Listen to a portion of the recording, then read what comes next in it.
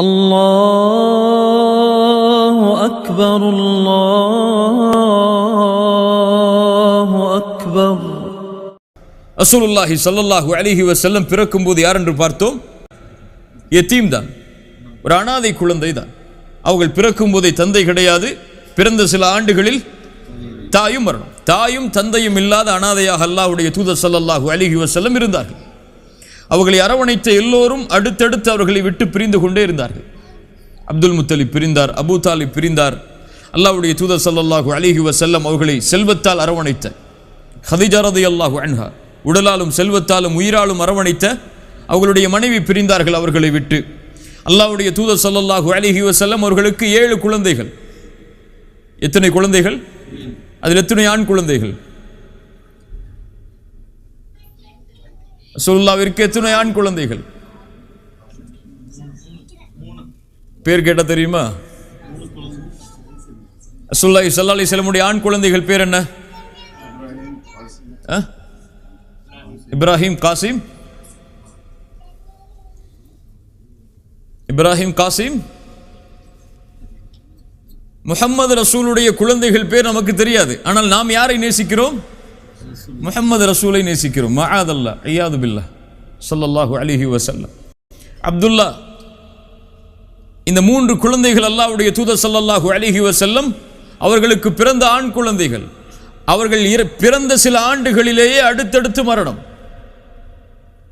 ரசூலுல்லாஹி ஸல்லல்லாஹு அலைஹி வஸல்லம் அவர்களுக்கு 7 குழந்தைகளில் 4 பெண் குழந்தைகளில் 3 குழந்தைகள் அல்லாஹ்வுடைய தூதருடைய வாழ்நாளிலேயே மரணம்.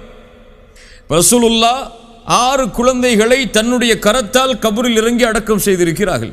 அவருடைய மனைவி அடக்கம் செய்திருக்கிறார்கள், ஹதீஜா ரலியல்லாஹு அன்ஹா. சுப்ஹானல்லாஹ்.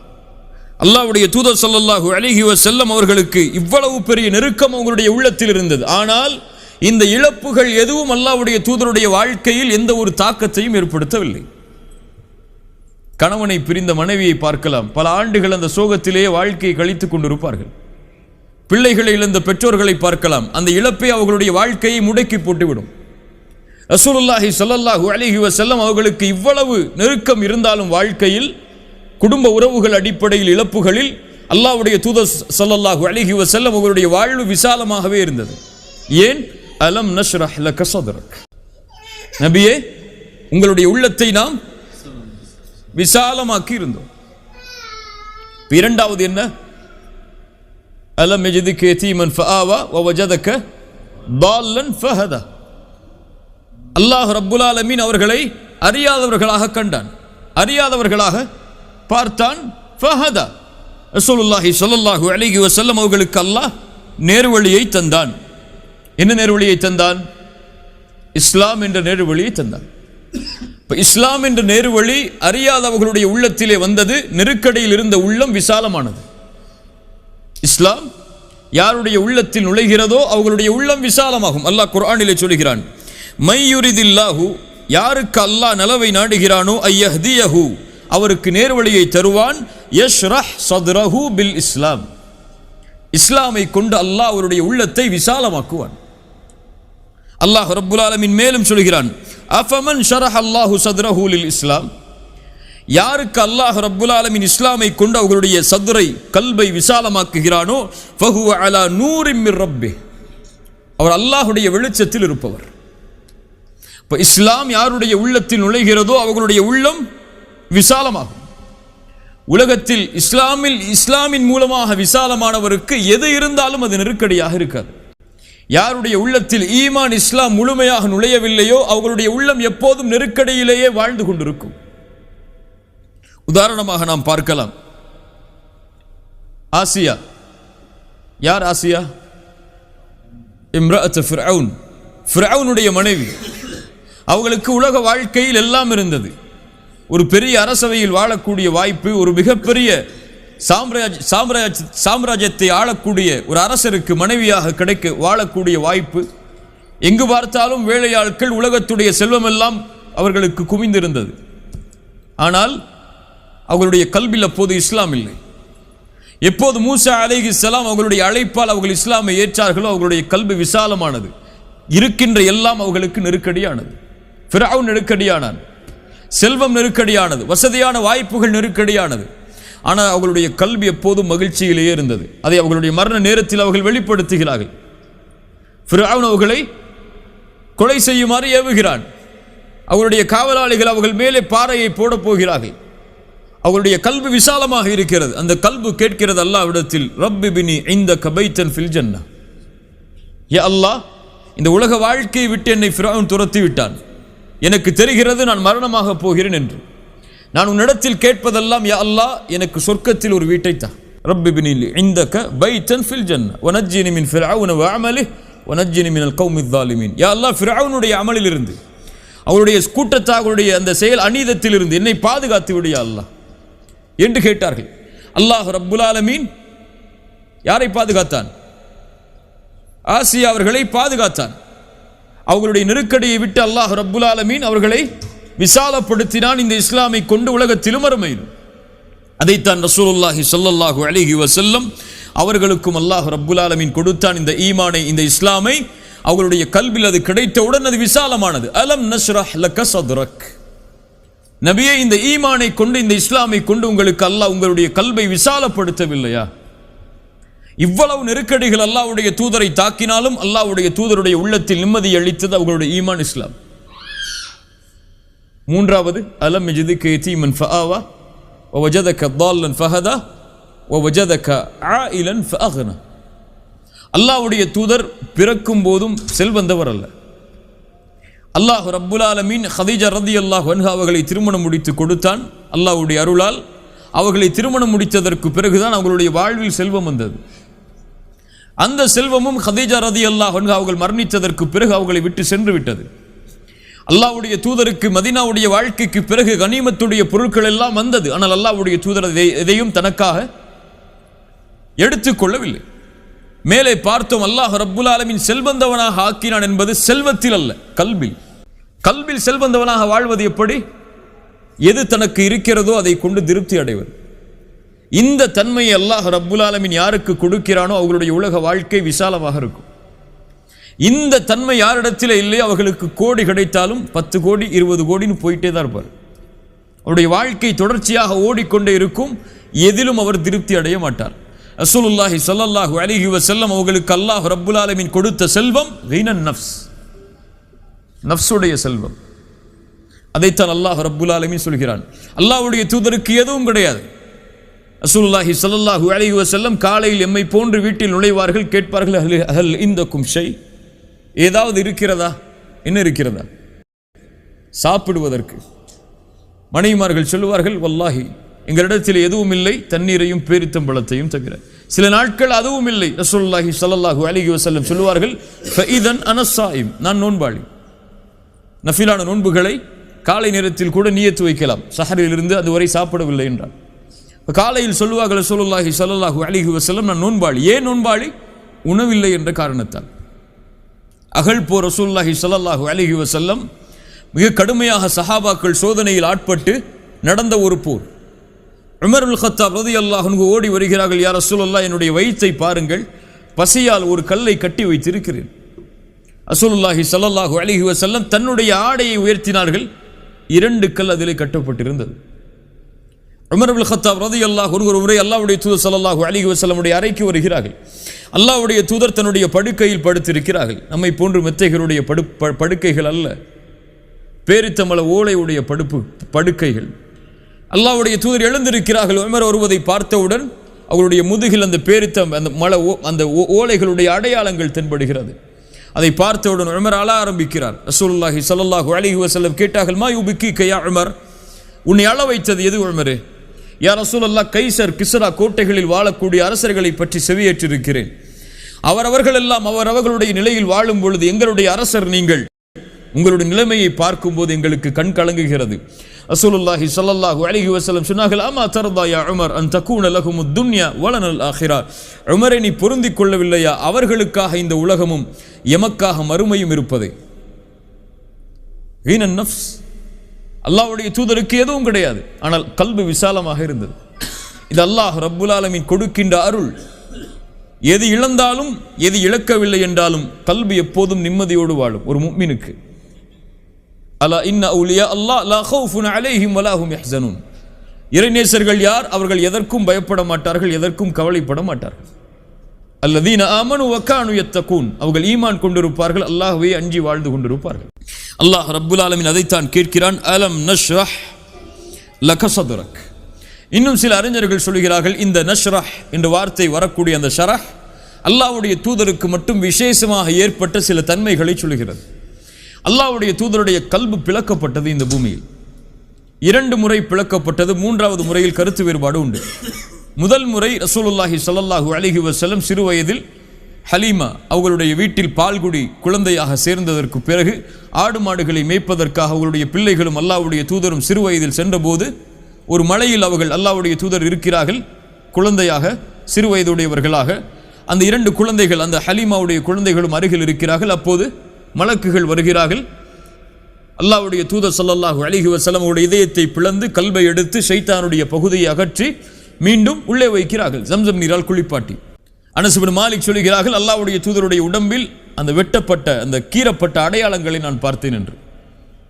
2வது முறை மேராஜுடைய பயணம் மேற்கொள்வதற்கு முன்னால் ரசூலுல்லாஹி ஸல்லல்லாஹு அலைஹி வஸல்லம், ஹம்ஸா ரலியல்லாஹு அன்ஹு, ஜாஃபர் இப்னு அபி தாலிப் ரசூலுல்லாஹ்வுடைய உறவினர், இந்த இருவருக்கு மத்தியில் அல்லாஹ்வுடைய தூதர் உறங்கிக் கொண்டிருக்கிறார்கள். அப்போது மலக்குகள் வருகிறார்கள். இந்த 3இல் ஒருவரா என்று கேட்கிறார்கள். ஆம் என்று சொல்லப்படுகிறது. அல்லாஹ்வுடைய தூதருடைய கல்பு பிளக்கப்படுகிறது. மீண்டும் ஜம்சமால் குளிப்பாட்டப்பட்டு மீண்டும் வைக்கப்படுகிறது. இதைத்தான் அல்லாஹ் கேட்கிறான். அலம் நஷ்ரஹ் லக சத்ரக். நபியே, உங்களுடைய கல்பை நாம் விசாலமாக்கவில்லையா, திறக்கவில்லையா என்று அல்லாஹ் கேட்கிறான் என்றும் சில அறிஞர்கள் விளக்கம் சொல்கிறார்கள். ஃபஅலம் நஷ்ரஹ் லக சத்ரக் வவதஅனா அன்க விஸ்ரக். வதஅ என்றால் ஒரு பொருளை மேலிருந்து கீழெடுத்து வைத்தல். ஒரு பொருளை மேலே வைத்தலுக்கும் வதஅ என்று சொல்வார்கள். ஆனால் பெரும்பான்மையாக வதஅ என்றால் ஒரு பொருளை இறக்கி வைத்தல். அல்லாஹ் ரப்புல் ஆலமீன் குழந்தை பெறக்கூடிய தாயை பற்றி சொல்லும்போது ஹமலத்துஹு குர்ஹா வவதஅத்துஹு குர்ஹா, அவள் அந்த பெண் ஹமலத்துஹு, அவள் அந்த குழந்தையை சுமந்தாள் சிரமத்தோடு. வவதஅத்துஹு குர்ஹா, அந்த குழந்தையை பெற்றெடுத்தாள் சிரமத்தோடு.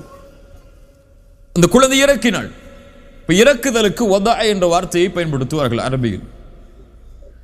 அல்லாஹ் ரப்புல் ஆலமீன் சொல்லுங்க, நாம் இறக்கினோம் அன்க விஸ்ரக், உங்களுடைய சுமையை. விஸ்ர் என்றால் பலமான ஒரு சுமை. பலமான ஒரு சுமைக்கு விஸ்ர் என்று சொல்லப்படும். வதஅனா அன்க விஸ்ரக், மேலும் நபியே உங்களுடைய சுமையை நாம் இறக்கி வைத்தோம். என்ன சுமை இறக்கி வைத்தான் பின்னால் சொல்கிறேன். அல்லதி அன்கத ظஹரக். வஹர் என்றால் முதுகு பகுதி, வஹர் என்று சொல்வார்கள் அரபியில். அல்லதி அன்கத ظஹரக். அன்கத இன்காத் என்றால் அதை ஒரு பொருளை மேலே வைப்பதால் அது அப்படியே ஒரு உடையக்கூடிய சப்தம் வெளிப்படும். ஒரு பொருள், பலமான ஒரு பொருளை மேலே வைக்கும் போது ஒரு பொருள் உடையக்கூடிய அந்த கிராக் விழக்கூடிய சப்தம் கேட்குமா இல்லையா, அதான் இன்காத்னு சொல்லுவாங்க அரபியில். அல்லதி அன்கத ظஹரக், ஒரு பலமான சுமை உங்களுடைய முதுகை ஒடித்துக் கொண்டிருந்தது, உங்கள் முதுகை ஒடித்துக் கொண்டிருந்தது. அந்த சுமையை நாம் இறக்கி வைத்தோம் நபியே. அல்லாஹ் ரப்புல் ஆலமீன் என்ன சுமை இறக்கி வைத்தான்? அறிஞர்கள் 2 கருத்தை சொல்கிறார்கள்.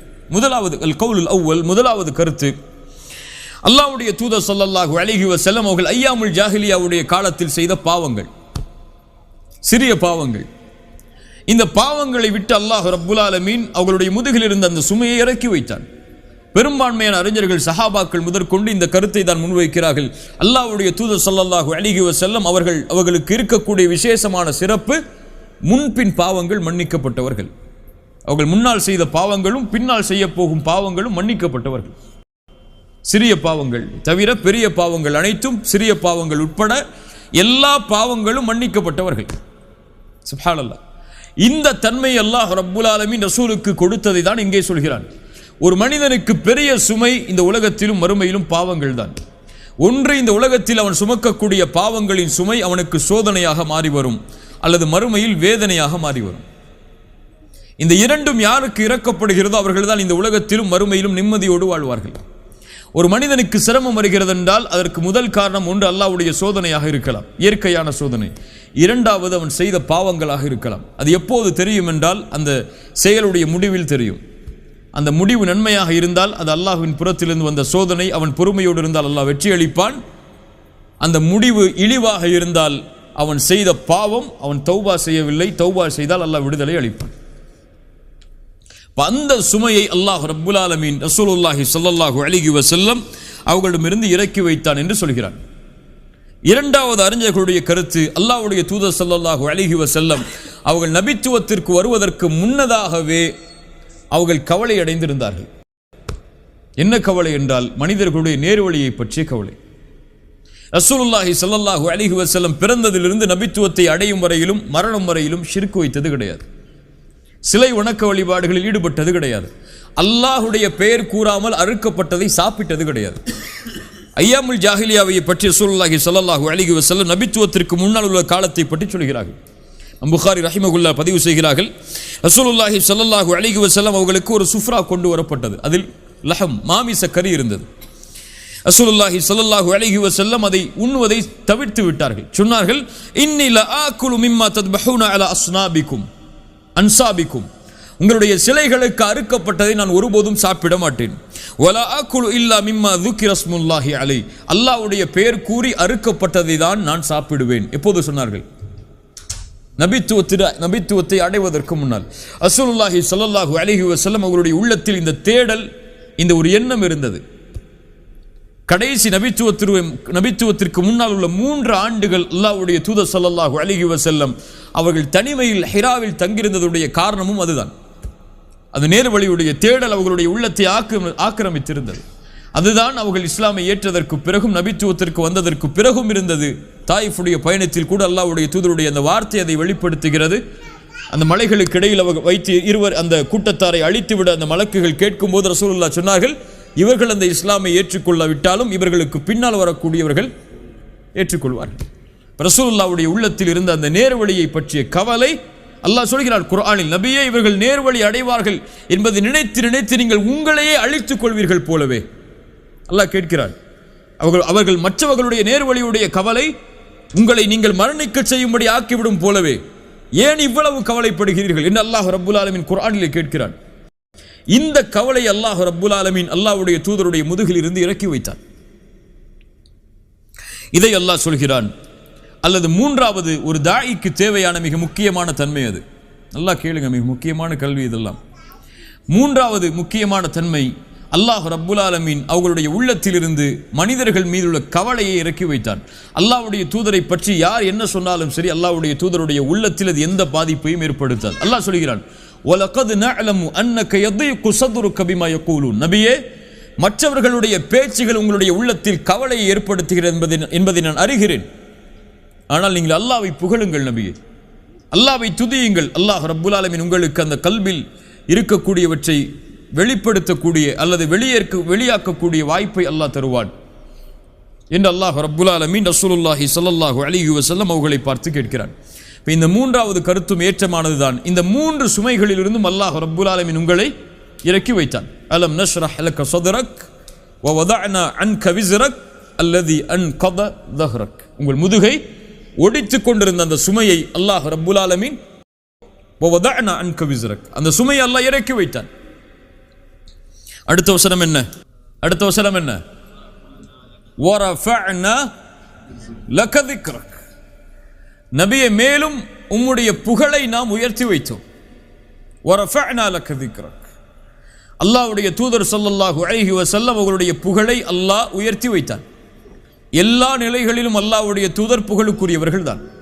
உலகத்தில் அவர்களை இகழ்பவர்கள் இருந்தாலும், அவர்களை விமர்சனம் செய்பவர்கள் இருந்தாலும், அந்த இகழ்வோ அந்த விமர்சனமோ ரசூலுல்லாஹ்வுடைய புகழை எதுவும் குறைக்காது. வரஃபஅனா லக ذிக்ரக், எப்போதெல்லாம் அல்லாஹ்வுடைய பெயர் உச்சரிக்கப்படுகிறதோ அதற்கு பிறகு அல்லாஹ் ரப்புல் ஆலமீன் மனித இனத்தில் ஒருவருடைய பெயரை சேர்த்து உச்சரிக்குமாறு கட்டளையிட்டான். என்றால் யாருடைய பெயரைத்தான்? அஷ்ஹது அன்ன முஹம்மது ரசூலுல்லாஹ். உலகத்தில் நாலா புறங்களிலும் எப்போது பார்த்தாலும் அதானின் மூலமாக, ஒரு நாட்டில் இல்லை என்றாலும் இன்னொரு நாட்டில் அஷ்ஹது அல்லா இலாஹ இல்லல்லாஹ் வ அஷ்ஹது அன்ன முஹம்மது ரசூலுல்லாஹ் என்று ஒலித்துக் கொண்டே இருக்கும். வரஃபஅனா லக ذிக்ரக், அல்லது அல்லாஹ்வுடைய தூதர் ஸல்லல்லாஹு அலைஹி வஸல்லம் அவர்களை அல்லாஹ் ரப்புல் ஆலமீன் மற்ற நபிமார்களை விடவெல்லாம் விசேஷப்படுத்தி உயர்த்தி வைத்தான், புகழாக்கினான். குர்ஆனில் எல்லா நபிமார்களுடைய பெயர்களையும் நீங்கள் பார்க்கலாம்.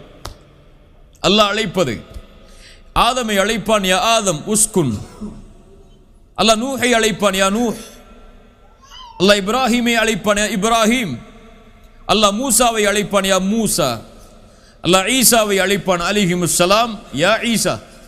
அல்லாஹ் ரப்புல் ஆலமீன் எல்லா நபிமார்களையும் பெயரிட்டு தான் அழைப்பான். ரசூலுல்லாஹி ஸல்லல்லாஹு அலைஹி வஸல்லம் அவர்களை அல்லாஹ் அழைப்பான் யா அய்யுஹன் நபி. சுப்ஹானல்லாஹ், யா அய்யுஹர் ரசூல். அல்லாஹ்வுடைய தூதரை நமக்கு சொல்வதற்காக அல்லாஹ் சொல்லுவான் முஹம்மது ரசூலுல்லாஹ். அதுவும் ரிசாலத்தை சேர்த்துதான், முஹம்மது அல்லாஹ்வுடைய ரசூல் என்று நமக்கு சொல்லுவான். ஆனால் அல்லாஹ் அழைக்கும் போது அப்படி அழைக்க மாட்டான். சுப்ஹானல்லாஹ், அல்லாஹ்விடத்தில் ரசூலுக்கு இருக்கக்கூடிய கண்ணியத்தை அல்லாஹ்வை தவிர யாரும் அறிந்து கொள்ள முடியாது. அல்லாஹ்விற்கு ரசூலுக்கு இருக்கக்கூடிய கண்ணியத்தை அல்லாஹ்வை தவிர யாரும் அறிந்து கொள்ள முடியாது. அல்லது அல்லாஹ் ரப்புல் ஆலமீன் இந்த உலகத்தில் அவர்களை புகழுக்குரியவர்களாக ஆக்கியதை விட மறுமையில் அல்லாஹ் மேலும் அவர்களை புகழுக்குரியவர்களாக ஆக்குவான். மறுமையில் அல்லாஹ்வுடைய தூதருடைய நிகழ்வை பற்றி நமக்கெல்லாம் தெரியும். ஷஃபாஅத் அல்லாஹ்வுடைய தூதருக்கு கிடைத்த மிகப்பெரிய அருள் அது. எல்லா நபிமார்களும் சொல்லுவார்கள், இப்ராஹிம் சொல்லுவார் நஃப்சி நஃப்சி, என் நிலைமை என் நிலைமை. மூசா சொல்லுவார், ஈசா சொல்லுவார், நூஹ் அலைஹிஸ்ஸலாம், ஆதம், எல்லோரும் நஃப்சி நஃப்சி, என் நிலைமை என் நிலைமை. அல்லாஹ் இன்றைய தினம் கோபத்தோடு இருக்கிறான். இது போன்ற கோபத்தை அல்லாஹ் இதற்கு முன்னாலும் இருந்ததில்லை, இதற்கு பின்னாலும் இருக்க போவதில்லை. அல்லாஹ்வுடைய கோபத்தை நினைத்து பயப்படுவார்கள் எல்லா நபியும். ரசூலுல்லாஹி ஸல்லல்லாஹு அலைஹி வஸல்லம் அவர்களிடத்தில் இறுதியாக மக்கள் எல்லோரும் ஓடி வரும் பொழுது அல்லாஹ்வுடைய தூதர் சொல்வார்கள், அனலஹா அனலஹா, நான் அதற்குரியவன் தான் என்று கூறி தஹ்தல் அர்ஷுக்கு முன்னால் சென்று சுஜூதில் விழுவார்கள், அல்லாஹ்வை புகழ்வார்கள். அந்த புகழ்ச்சியின் வார்த்தைகளை உலகத்தில் யாரும் அல்லாஹ்வை கூறி புகழ்ந்திருக்க முடியாது. அல்லாஹ் அதை கற்றுக் கொடுப்பான், அல்லாஹ்வை புகழ்வார்கள். அல்லாஹ் ரப்புல் ஆலமீன் மஹ்ஷரில் பேசுவான், முதல் வார்த்தையாக யா முஹம்மத். அல்லாஹ் பேசக்கூடிய மஹ்ஷரில் முதல் வார்த்தை யா முஹம்மத் இர்ஃபா ரஅஸக், தலையை உயர்த்துங்கள், சல் துஅத வஷ்ஃபா துஷஃபா, கேளுங்கள் கொடுக்கிறேன், சிபாரிசு செய்யுங்கள் அங்கீகரிக்கிறேன். அவ்வளவுதான். என்னை கேட்டாலும் நான் கொடுக்கிறேன், சிபாரிசு செய்யுங்கள் அங்கீகரிக்கிறேன். ஒரு நேசரோடு பேசக்கூடிய வார்த்தை அது. வரஃபஅனா லக திக்ரக். சொர்க்கத்தில் அல்லாஹ்வுடைய தூதர் ஸல்லல்லாஹு அலைஹி வஸல்லம் சொன்னார்கள், சொர்க்கத்தில் நான் முதலாவதாக நிற்பேன், எனக்கு பிறகு என்னுடைய சமூகம், அதற்கு பிறகு மற்ற சமூகங்கள். சொர்க்கத்தின் கதவு அடைக்கப்பட்டிருக்கும், நான் அந்த கதவை தட்டுவேன். காவலாளி கேட்பார், மன்னந்த், நீங்கள் யார்? ரசூலுல்லாஹி ஸல்லல்லாஹு அலைஹி வஸல்லம் சொல்வார்கள், அன ரசூலுல்லாஹ், இல்லை. அன ஹபீபுல்லாஹ், இல்லை. அன முஹம்மத். சுப்ஹானல்லாஹ், என்ன ஒரு பணிவு பாருங்க. நான் யார்? முஹம்மத், அவ்வளவுதான், நான் முஹம்மத். ஹாசின் காவலாளி சொல்லுவார், பிக உமிர்து, உங்களுக்கு தான் கட்டளையிடப்பட்டது சொர்க்கத்துடைய கதவு திறக்கப்பட வேண்டும் என்று. அவர்கள் நுழையாமல் யாரும் சொர்க்கம் நுழைய முடியாது. அவர்கள் சிபாரிசை ஆரம்பம் செய்யாமல் அல்லாஹ்விடத்தில் யாரும் பேச முடியாது. வரஃபஅனா லக திக்ரக். இப்படி எல்லா வகையிலும் எல்லா நபிமார்களுக்கும் அல்லாஹ் ரப்புல் ஆலமீன் அவர்களை தலைவராக்கினான், இமாமாக்கினான். ரசூலுல்லாஹி ஸல்லல்லாஹு அலைஹி வஸல்லம் சொன்னார்கள், ஒரு முறை நான் மேராஜுடைய பயணத்திற்கு பிறகு வந்ததற்கு பிறகு, இஸ்லாம் மேராஜுடைய பயணத்திற்கு பிறகு வந்ததற்கு பிறகு குறைஷிகள் என்னை சுற்றி கொண்டார்கள். என்னிடத்தில் பைத்துல் முக்கத்தஸை பற்றி கேட்டார்கள். அது எப்படி இருந்தது, அதை பற்றி சொல்லுங்கள் என்று. உலகத்தில் அது போன்ற நெருக்கடி எனக்கு ஏற்பட்டதல்ல. என்ன அது முழுமையாக நான் பார்த்து விவரிக்க முடியாது. என்னுடைய தலையை உயர்த்தினேன், அல்லாஹ் ரப்புல் ஆலமீன் பைத்துல் முக்கத்தஸை என் கண்ணுக்கு முன்னால் கொண்டு வந்தான். முஸ்லிம் ரஹிமஹுல்லா பதிவு செய்கிறார்கள், சஹீஹான ஹதீஸ். கண்ணுக்கு முன்னால் கொண்டு வந்தான் பைத்துல் முக்கத்தஸை. அப்போது நான் அதில் உள்ளவற்றை அவர்களுக்கு அப்படியே விளக்கினேன். அது போன்ற விளக்கத்தை யாரும் கொடுத்திருக்க முடியாது. அப்போ அந்த நேரத்தில் நான் பார்த்தேன் நபிமார்களுடைய ஜமாஅத்தை, நபிமார்களுடைய கூட்டத்தை. ஃபஇதா மூசா காயிமுன் யுஸல்லி, மூசா அலைஹிஸ்ஸலாம் தொழுது கொண்டிருந்தார்கள் பைத்துல் மக்தஸில். அவர் ஷஊனா கோத்திரத்தாருடைய உருவத்திற்கு ஒத்தாக இருந்தார். ஈசா அலைஹிஸ்ஸலாம் தொழுது கொண்டிருந்தார்கள். அவர் உர்வா இப்னு மஸ்ஊத் அத்-தக்கஃபி ரலியல்லாஹு அன்ஹு அவருடைய தோற்றத்திற்கு ஒத்தாக இருந்தார்கள். இப்ராஹிம் அலைஹிஸ்ஸலாம் அவர்கள் நின்று தொழுது கொண்டிருந்தார்கள். அவர் உங்களுடைய தோழரை போன்றிருந்தார். உங்களுடைய தோழரை போன்றிருந்தால் முஹம்மது ரசூலை போன்றிருந்தார் ஸல்லல்லாஹு அலைஹி வஸல்லம். இப்ராஹிம் அலைஹிஸ்ஸலாமுடைய தோற்றம் ரசூலுல்லாஹ்வுடைய தோற்றத்திற்கு ஒத்தானது.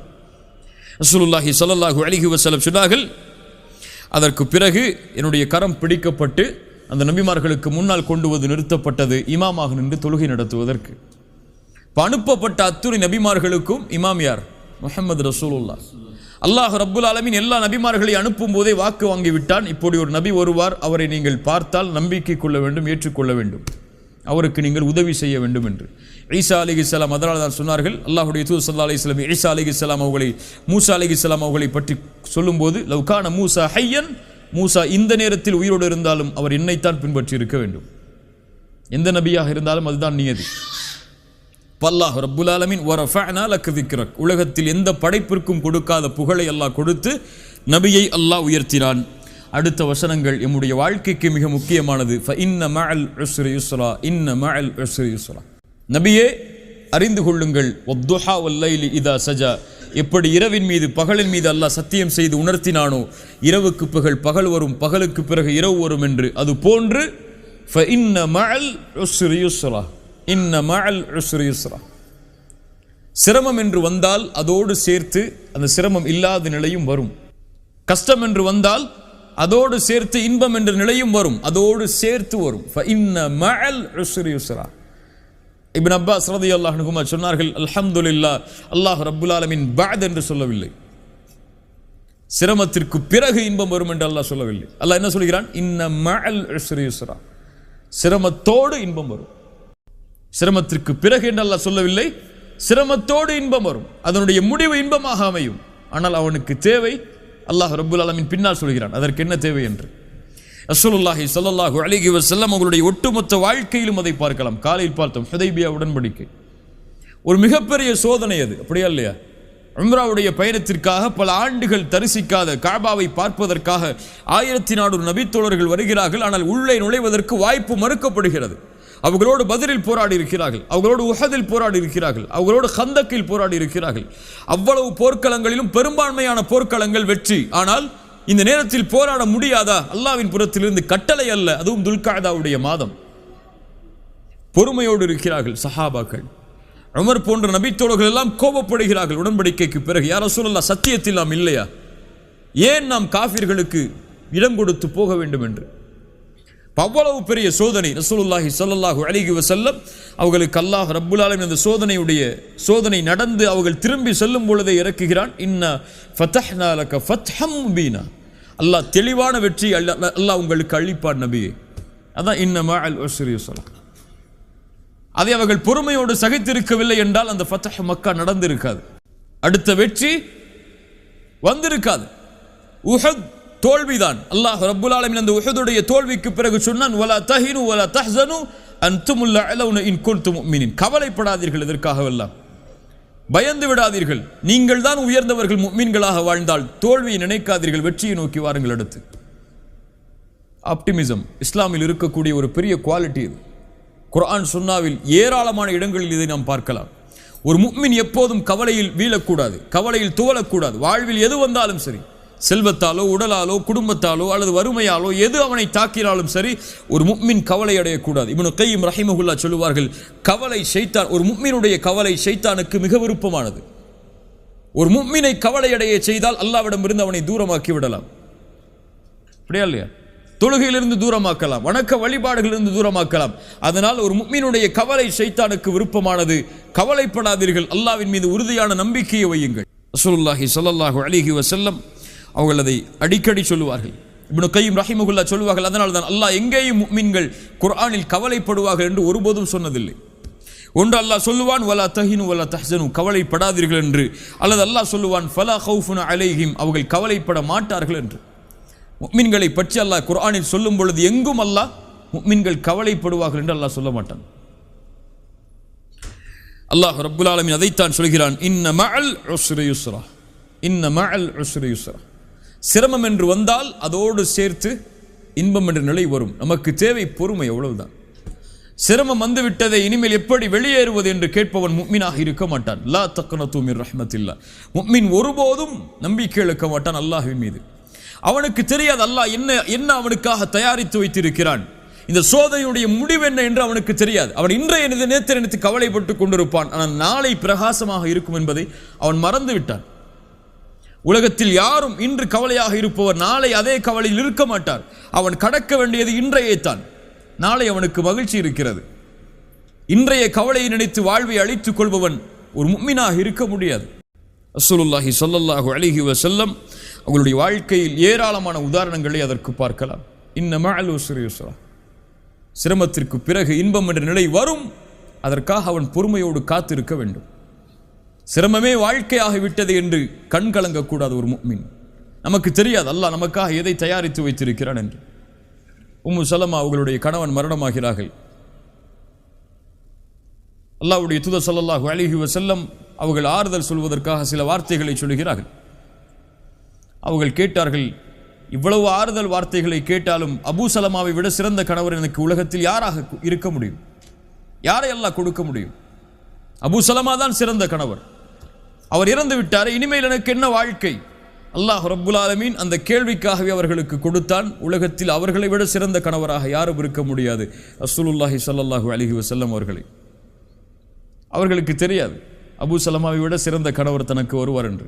அல்லாஹ் கொடுப்பான். இன்ன மஅல் உஸ்ரி யுஸ்ரா, இன்ன மஅல் உஸ்ரி யுஸ்ரா, இன்ன மஅல் உஸ்ரி யுஸ்ரா. ஏராளமான விளக்கங்களை சொல்லலாம். ஃபஇதா ஃபரக்த ஃபன்ஸப் வ இலா ரப்பிக ஃபர்கப். ஃபஇதா ஃபரக்த யானி ஒன்றிலிருந்து தூரமானால், விலகினால், ஓய்வானால், ஃபாரிக். ஃபஇதா ஃபரக்த, நபியே நீங்கள் ஒன்றிலிருந்து விலகிவிட்டால் அல்லது உலக காரியங்களிலிருந்து விலகிவிட்டால், ஃபன்ஸப், நஸப என்றால் அப்படியே நேராக நிறுத்துதல் என்று அர்த்தம். ஒரு கொடியை நட்டுதலுக்கு நஸப என்று சொல்வார். ஃபன்ஸப், நபியே உங்களை நேராக்குங்கள், உங்களை சிரமத்திற்கு ஆட்படுத்திக் கொள்ளுங்கள். எதில்? பல அறிஞர்கள் பல கருத்து சொல்கிறார்கள். அதில் முதல் கருத்து, நபியே ஃபர்தான கடமைகளை விட்டு நீங்கள் விலகிவிட்டால் நஃபிலான வணக்கங்களில் அதிகமாக ஈடுபடுங்கள். அல்லது நபியே நீங்கள் தொழுகையிலிருந்து பிரிந்து விட்டால் துஆவில் அதிகமாக உங்களை நிலையாக்குங்கள்.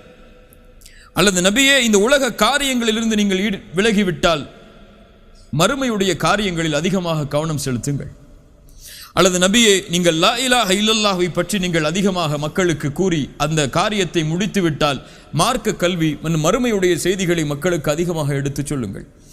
அல்லது நபியே உடலுடைய காரியத்திலிருந்து நீங்கள் விலகிவிட்டால் மறுமைக்கு எதை தேவையோ உடலுக்காக அதை நீங்கள் தயாரித்துக் கொள்ளுங்கள். எல்லாம் சஹாபாக்களுடைய கருத்துகள் தான். இப்னு மஸ்ஊதுடைய கருத்து, இமாம் இப்னு அப்பாஸ் ரலியல்லாஹு அன்ஹு அவர்களுடைய கருத்து, இமாம் முஜாஹித் அவர்களுடைய கருத்து, இதுவெல்லாம் அறிஞர்களுடைய கருத்துக்கள் தான், நம்முடைய கருத்துக்கள் அல்ல. இப்போ என்ன அல்லாஹ் ரப்புல் ஆலமீன் சொல்ல வருகிறான்? நபியே இந்த உலக காரியங்கள் அல்லது இபாதத்துகள், ஃபர்தான கடமைகள், இதிலிருந்து நீங்கள் நீங்கிவிட்டால் உங்களை நீங்கள் களைப்படைய செய்யுங்கள், உங்களை நீங்கள் கடினமாக்கிக் கொள்ளுங்கள் வணக்க வழிபாடுகளில். ரசூலுல்லாஹி ஸல்லல்லாஹு அலைஹி வஸல்லம் இந்த கட்டளையை செய்தார்கள்.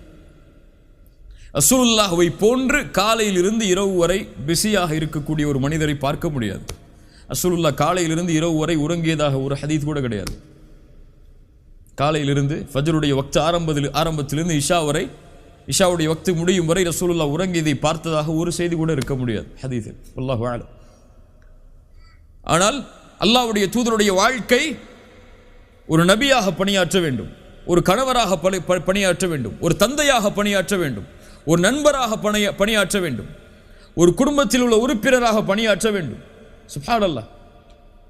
காஃபிர்களோடு உடன்படிக்கை செய்ய வேண்டும், போருக்கான தயாரிப்புகளை செய்ய வேண்டும், போருக்கான வலிமையை கூட்ட வேண்டும், ஃபர்தான கடமைகளை நிறைவேற்ற வேண்டும், தொழுகைக்காக இமாமாக நின்று மக்களுக்கு தொழுகை நடத்த வேண்டும், பிள்ளைக்கு ஃபாத்திமா ரலியல்லாஹு அன்ஹா அது போன்ற பிள்ளைகளுக்கு சிறந்த தந்தையாக இருக்க வேண்டும், 11 மனைவிமார்கள் அத்துணை மனைவிமார்களுக்கும் சிறந்த கணவராக இருக்க வேண்டும். அல்லாஹு அக்பர். இவ்வளவு காரியங்கள் ஒரு காலையிலிருந்து ஒரு இரவு வரை ஒரு மனிதர் உறங்குவது வரை இவ்வளவு காரியங்களையும் செய்து இரவில் அல்லாஹ்வுடைய தூதர் ஸல்லல்லாஹு அலைஹி வஸல்லம் கால் நீங்க நிற்பார்கள். ஆயிஷா ரலியல்லாஹு அன்ஹா கேட்பார்கள், யா ரசூலுல்லாஹ் உங்களுடைய முன்பின் பாவங்கள் மன்னிக்கப்பட்டு விட்டது, அஃபலா அகூன அப்தன் ஷகூரா ஃபஇதா ஃபரக்த ஃபன்ஸப்.